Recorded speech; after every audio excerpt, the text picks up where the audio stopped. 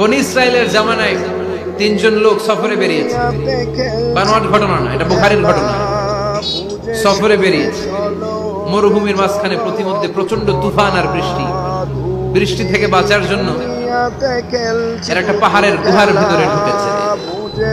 হঠাৎ থান্ডার, বজ্রপাত, বিজলি, মুষলধারে বৃষ্টি। বৃষ্টির পানিতে পিচ্ছিল হয়ে উপর থেকে বিশাল প্রকাণ্ড একটা পাথরের খণ্ড এসে গুহার মুখের মধ্যে আটকে গিয়েছে। যেই গুহার মুখ দিয়ে তারা ঢুকেছে, ওইখানে বিশাল একটা পাথর গড়িয়ে এসে উপর থেকে বলল, অন্ধকার, ভিতরে কোনো আলো নাই, কোনো জনমানব নাই, বাঁচানোর কেউ নাই, কিছু দেখা যায় না, ঘুটঘুটে অন্ধকার। বাইরে থেকে আলো আর অক্সিজেন যে আসবে ওই সুযোগটাও নাই।